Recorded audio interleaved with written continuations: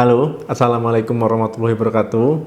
Kembali lagi dengan saya, Dr. Sadam Ismail. Banyak yang bertanya ke saya tentang, dok, bagian tubuh mana yang kehilangan lemak lebih dulu? Bagian tubuh mana yang bisa langsing lebih dulu? Jadi pada video kali ini kita akan membahas tentang bagian tubuh mana yang akan kehilangan lebih dulu ataupun yang paling pertama. Ada yang bisa jawab? Silakan tulis di komentar. Gemuk orang itu unik, tiap orang itu berbeda-beda. Jadi setiap orang itu ada cadangan lemaknya masing-masing. Jangan salah, orang kurus pun itu ada cadangan lemaknya. Nah, cadangan lemak itu didapat dari makanan berkalori, kemudian yang tidak dicerna oleh tubuh, yang tidak dirubah menjadi energi, kemudian disimpan di sel lemak. Misalkan teman-teman kekurangan gula. Nah, cadangan lemak inilah yang akan berperan menggantikan gula untuk menjadi bahan dasar energi. Kalau kita lihat pada orang gemuk, nah ini cadangan lemaknya biasanya berlebihan, banyak. Jadi terlihat menumpuk. Misalkan di leher, ya, di bahu, di lengan, di perut, di punggung, di bokong, ataupun di paha. Nah, disitulah kita terlihat berat badannya besar, berat badannya pasti berlebih, tidak ideal ya. Jadi terlihat menggelambir, itu merupakan cadangan lemak semua. Dok, saya ingin membakar lemak di perut saja. Dok, saya ingin membakar lemak di paha saja. Nah, jadi tidak bisa ya kita memfokuskan membakar lemak di perut maupun di paha saja. Jadi ada sebuah penelitian pada pemain tenis itu diteliti ya, antara kedua lengannya itu tidak ada perbedaan lemak subkutan ataupun lemak di bawah kulit. Jadi kedua lengannya itu tidak ada perbedaan yang signifikan antara lemak di bawah kulitnya. Jadi tidak ada perbandingan yang mencolok. Kemudian juga ada penelitian yang pada olahragawan lain yang sering menggunakan salah satu lengannya. Itu juga tidak ditemukan perbedaan antara lemak subkutan di antara kedua lengan tersebut. Padahal salah satu lengannya sering digunakan berolahraga dibandingkan dengan lengan lainnya. Loh, kok bisa gitu, dok? Tubuh itu membakar lemak secara keseluruhan. Pertanyaannya, mengapa tubuh harus membakar lemak secara keseluruhan? Jadi sebenarnya sel lemak itu berada di seluruh tubuh kita.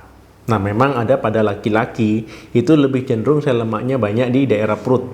Itulah mengapa perutnya menjadi buncit karena banyak sel lemak di situ. Sedangkan pada perempuan, sel lemaknya itu lebih cenderung banyak di daerah panggul, pinggul ya, ataupun daerah paha. Nah, itulah mengapa rata-rata wanita yang gemuk, perempuan yang gemuk itu bentuknya seperti buah pir. Buah pir yang lonjong yang besar ke bawah. Nah, karena cadangan lemaknya menumpuk, cadangan energinya menumpuk di situ. Kok bisa beda, dok, antara laki-laki dengan perempuan? Ya, kalau laki-laki itu dipengaruhi oleh hormon testosteron, sedangkan pada perempuan itu dipengaruhi oleh hormon estrogen. Nah, hormon-hormon itulah yang berpengaruh terhadap penyimpanan lemak.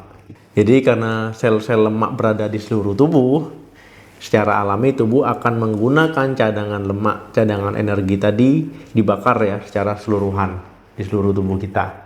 Jadi dibakar untuk menjadi energi kalau seandainya tubuh kita kekurangan energi. Coba teman-teman perhatikan, betul tidak kalau laki-laki biasanya perutnya buncit, kemudian kalau pada perempuan itu pinggulnya, pahanya itu besar. Nah, coba kalau ada yang tidak setuju silakan tulis di komentar. Kemudian sel-sel lemak itu berada di seluruh tubuh kita ya. Sampai di sini paham ya. Jadi ketika kita olahraga, ketika kita meningkatkan aktivitas, tubuh kita akan membakar cadangan lemak itu secara keseluruhan, secara seluruh tubuh, di seluruh tubuh dibakar untuk menjadi energi. Cadangan lemak yang ada di sel lemak itu disebut dengan trigliserida. Jadi ketika tubuh kita olahraga, kita sedang olahraga, kita kekurangan energi, nah trigliserida tadi secara otomatis akan masuk ke pembuluh darah, kemudian diubah menjadi energi di otot ya. Jadi bisa kita simpulkan bahwa ketika kita olahraga, ketika kita membakar lemak, tubuh secara alami membakar di seluruh tubuh, tidak di bagian tertentu. Misalkan nih, olahraganya tangan, terus mau ngecilin tangan. Kemudian olahraganya perut, sit up, terus itu mau ngecilin perut. Nah, itu tubuh secara otomatis, secara alami akan membakar seluruh cadangan lemak. Nah, itu bertahap-tahap. Lemak bagian mana dok yang akan terbakar lebih dulu? Jadi tubuh manusia itu unik ya. Begitu juga dengan penumpukan lemak itu beda-beda. Pada laki-laki cenderung menumpuk di daerah perut. Sedangkan pada wanita itu cenderung menumpuk di daerah pinggul dan juga daerah paha. Jadi hal ini berlaku terhadap proses pembakaran lemak. Jika seorang tersebut cenderung menyimpan lemak di daerah perut lebih dulu, begitu juga saat pembakarannya. Daerah perut tersebutlah yang akan terbakar lebih dulu. Begitu juga kalau seandainya orang tersebut menyimpan lemak di daerah pinggul terlebih dahulu, nah pinggul tersebutlah yang akan dibakar terlebih dahulu. Jadi kita tidak bisa menentukan bagian mana dulu yang akan terbakar. Misalkan nih saya mau fokus di lengan, itu nggak bisa. Tubuh secara alami akan membakarnya ya. Jadi kita tidak bisa pilih-pilih. Jadi walaupun demikian, pembakaran lemak dipengaruhi oleh ketika tubuh menyimpan lemak di daerah tertentu terlebih dahulu. Kalau seandainya di perut disimpan terlebih dahulu, begitu juga proses pembakarannya. Kalau di pinggul terlebih dahulu, begitu juga proses pembakarannya. Sampai di sini paham ya? Oleh karena itulah ketika kita olahraga secara rutin, meningkatkan aktivitas secara rutin, nah tubuh akan membakar lemak secara perlahan-lahan di seluruh area tubuh. Yang tadinya buncit nanti akan kempes, yang tadinya pinggulnya besar, pahanya besar juga akan mengecil. Nah, kalau kita rutin melakukan olahraga dan juga meningkatkan aktivitas.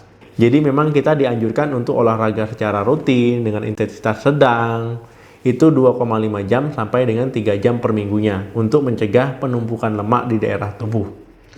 Maupun di perut, di punggung, ya pokoknya di daerah tubuh ya. Jadi untuk mencegahnya kita memang dianjurkan olahraga 2,5 jam sampai 3 jam per minggunya ya. Yang masih malas-malas silakan olahraga. Yang sudah olahraga pertahankan dan juga defisitkan kalorinya supaya lemaknya terpakai, terbakar, cadangan energinya digunakan ya. Jadi teman-teman sudah paham ya apa yang harus dilakukan jika ingin menghilangkan lemak di bagian perut, di bagian pinggul ataupun bagian daerah tertentu. Jika belum paham, ulangi video ini. Jangan lupa bantu saya untuk share video ini ke media sosial, like, dan tinggalkan komentar di video ini. Terima kasih. Semoga berhasil, semoga bermanfaat. Sampai ketemu lagi di video saya selanjutnya. Sukses diet, salam sehat, sampai jumpa.